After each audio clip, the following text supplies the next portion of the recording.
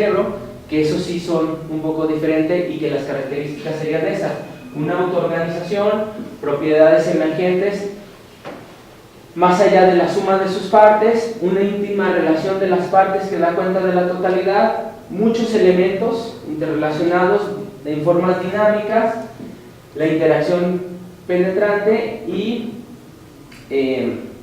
bueno, esta de la interacción penetrante es que cada objeto, aparte de ser parte de todo, tiene como cierta independencia. Entonces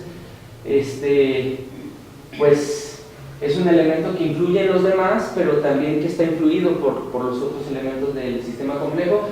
La interacción es lineal y las interacciones son recursivas. Y estos otros, que son abiertos, interactúan con su entorno, tienen una historia que evoluciona en el tiempo, pero es un devenir cambiante continuo. Esto yo se lo agregaría, porque no nada más es que van evolucionando solos, sino que van evolucionando en un devenir que cambia y que no sabemos cómo cambian, ¿no? O sea, reaccionan de formas distintas y están en constante movimiento. Y entonces así llegamos a la segunda parte, que es las investigaciones jurídicas interdisciplinarias.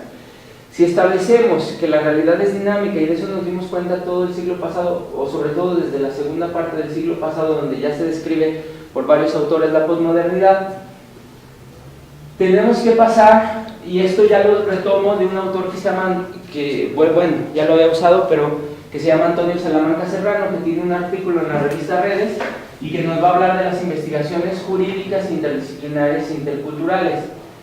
Y entonces, si tenemos esa diversidad en la realidad, tenemos que pasar, dice él, desde la disyunción y la reducción, o sea, desde la separación con el famoso método analítico, y la reducción, a analizar nada más una parte de la realidad, a un paradigma de distinción y conjunción, o sea, como de distinguir las diferencias que existen, pero de conjuntarlas en común. Y entonces ahí aparecería en gran parte la interdisciplinaridad.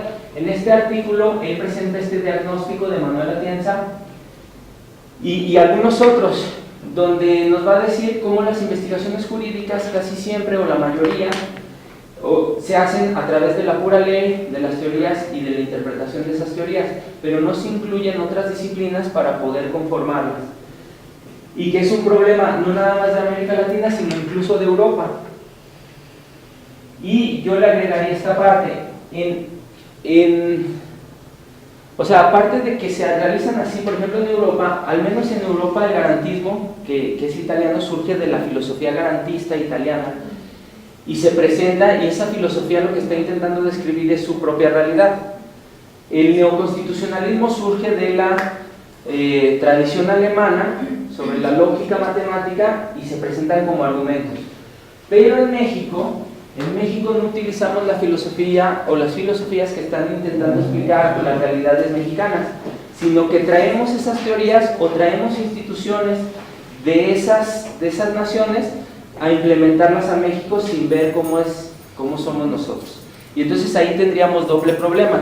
No nada más no hacemos investigaciones interculturales de nuestra realidad, sino que aparte de eso hacemos investigaciones que son a veces mímicas de otras tradiciones, ¿no? Y otras realidades. O sea, Luigi Ferraioli está observando Italia, Robert Alexis está observando Alemania, y entonces las traemos aquí. Muy rápido, hablando de la colonialidad, es ir entrelazando las filosofías que han estado detrás durante la colonia. Tendríamos la escolástica, poquito antes de la independencia, la ilustración, y luego viene el liberalismo, el positivismo, krausismo, y más o menos en 1940, no viene ahí, pero tendríamos el positivismo vitalismo, que está presente en los libros como de García Márquez o de la fecha, y que es un positivismo que se va creando a través de valores y que cambió oficialmente en el 2011, pero yo creo que ya venía cambiando como desde los 90 o desde el 2000 hacia el garantismo y el neoconstitucionalismo. Entonces lo que hemos estado haciendo en México es traer teorías y aplicarlas al Estado mexicano. Y entonces vendría la pregunta, ¿es posible otro método? Y estas son como formulaciones de Antonio Salamanca. Realizar investigaciones irreverentes ante el dogmatismo metodológico jurídico, y agrega el dogmatismo ontológico y epistemológico. Entonces, realizar investigaciones desde nuestra realidad y de alguna manera irreverentes, ¿no? Porque armamos grupos y todo. la transformación interdisciplinar e intercultural, porque aquí aparte en naciones como las latinoamericanas no basta con hacerlas de distintas disciplinas, sino por su diversidad cultural también necesitamos herramientas para conocer las cosmovisiones de otras culturas. Y aquí, por ejemplo, a mí se me ocurría cuando queremos hablar tal vez del derecho a la educación, y muchas de las investigaciones van enfocadas a llevar esa educación a comunidades indígenas, pero existe un problema de no comprender su cosmovisión, y entonces no nada más es llevar las matemáticas a las comunidades indígenas, porque existe una complicación. Yo esto lo aprendí directamente cuando una maestra mía, la doctora Miriam Micalco, en la primera clase que tuvimos con ella, nos intentó enseñar las matemáticas indígenas y que sumáramos y restáramos. Pero para empezar, existe una complicación que jóvenes desde 25 hasta 30 y tantos años no podíamos sumar pequeñas, ¿no? De 20, 30. ¿Por qué? Porque las matemáticas de ellos son vigesimales. Entonces desde ahí es un problema, y es un problema que está en nuestras relaciones neurológicas y que se nos complica, y que probablemente es lo mismo que sufren estas comunidades cuando nosotros les llevamos nuestras matemáticas. Entonces por eso es la necesidad de la interculturalidad. Y la investigación jurídica, por su propio carácter científico, necesita transformarse interculturalmente. Esto sería un poco de lo que yo lo vi ahí con la maestra, ¿no? La decolonialidad intercultural del conocimiento, para no despreciar los saberes de ciertas culturas, sino para enriquecer nuestros saberes con esos conocimientos. Entender que la investigación jurídica como dinamismo histórico intelectivo propio de todas las culturas, no vamos a descubrir toda la verdad a través de nuestras investigaciones, sino vamos a ir avanzando en el conocimiento, ¿no?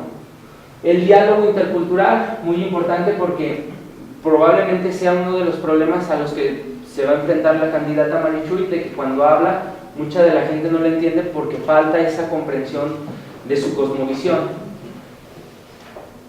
Y siguiendo a Javier Zubiri, Antonio Salamanca presenta esto: la aprehensión intercultural de los hechos. Esto significa que todos los contextos, parajes y actores con pluralidad de sus técnicas para la obtención de los datos son necesarios en la investigación jurídica. Aquí se me ocurre, por ejemplo, dos historias de derechos humanos.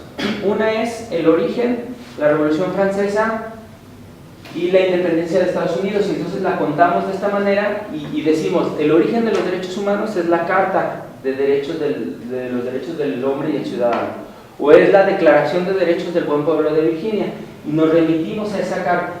Y por ejemplo, en la carta vemos que dice: todos los hombres somos iguales, en el caso de la Carta de Virginia.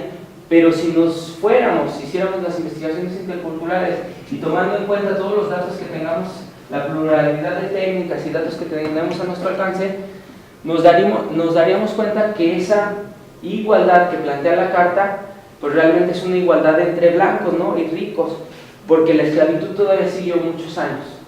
Entonces, si nos vamos a la pura Carta, nos perdemos mucho del conocimiento que pudiéramos adquirir.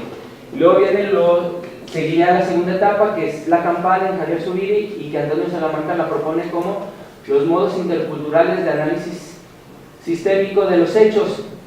Esto es la apertura dialógica y el encuentro de paradigmas. Aquí es donde se encuentra la interculturalidad, y yo pienso, otra vez les repito, que lo ideal sería que los posgrados o que las investigaciones se realizaran entre especialistas de distintas ramas para explicar un mismo fenómeno e intentar resolver esos problemas, pero desde distintas ramas, no nada más de una. Y la verificación y falsación intercultural de los postulados explicativos, que sería la parte donde razonamos para postular el conocimiento. En lo interdisciplinar, pasar de la especialización a la interdisciplinaridad, que es esto: pasar de yo nada más como abogado realizo la investigación a realizarla en grupos de investigación. Pasar del paradigma dialéctico de la totalidad al paradigma de la complejidad. Es decir, no explicar las investigaciones desde mi única postura, aquí entraría lo intercultural, sino intentar acercarme y comprender al otro y a esa otra cultura, y entonces nunca probablemente se va a poder comprender, o es difícil que yo comprenda toda la cosmovisión tal vez de los indígenas o los gitanos en España, pero intentarlo, ¿no? Acercarme a esa realidad. Y como decía Javier Zubiri en cierta parte, tal vez conozco poco, pero no puedo renunciar a acercarme a ello. Y luego ya el entendimiento del derecho como hecho, no como praxis. Aquí tiene mucho que ver con la concepción de Antonio Salamanca y que compartiría yo con algunos otros investigadores. Tal vez el que lo he encontrado que lo describe mejor es un autor español de Sevilla que se llama Joaquín Herrera Flores, que no es una concepción de los derechos humanos tal vez como el garantismo, que hasta que se positivan los derechos y las garantías entonces ya son derechos humanos, y que probablemente sí provienen de luchas, ni tampoco son principios de optimización para ver qué podemos alcanzar a cubrir en la realidad, sino que los derechos humanos son desde esa realidad, desde esas relaciones entre seres humanos, y que parten de luchas, sí, pero esas luchas surgen de las necesidades humanas que luchan por los bienes de producción y reproducción de la vida. Es decir, yo como ser humano estoy privado de ciertos bienes y esos bienes son por los que tengo que luchar porque es una necesidad para seguir viviendo. Y entonces se contrapondría, ¿no? Ese pienso, luego existo, con el existo y pienso y argumento tal vez para seguir viviendo. Y entonces es una concepción desde lo real que Antonio Salamanca tiene y que lleva incluso a esta parte, ¿no? La vida de los pueblos y la naturaleza. Lo toma de los quechuas de Ecuador. Antonio Salamanca es un español, pero que le gustó Ecuador para vivir, y entonces lo toma de los quechuas, que es un concepto que se llama summa causae, que tiene que ver con la armonía con la naturaleza, pero que él plantea en lugar de un antropocentrismo de los derechos humanos y a lo mejor un mercadocentrismo, que probablemente es el que existe ahorita de los derechos humanos porque son elementos de optimización. Él plantea como un biocentrismo, ¿no? Como una armonía con la naturaleza, porque se plantea desde esas culturas que si acabamos con la naturaleza, pues nos acabamos nosotros. Y la interdependencia y respectividad de todas las dimensiones de la realidad jurídica y su conocimiento. Y aquí toma un poco esa parte de Zubiri, donde decía Zubiri que todas las realidades somos respectivas unas y otras. Yo influyo en ciertas realidades y esas también influyen en mí. Y ya, como experiencias propias, bueno, esta es una frase que él pone en ese escrito, que la toma de un proverbio africano, que dice que el conocimiento como el amor crecen cuando se comparten. Él en este artículo dice que el conocimiento crece y florece cuando más se comparte, no cuando más se impone dogmáticamente un determinado modo colonial.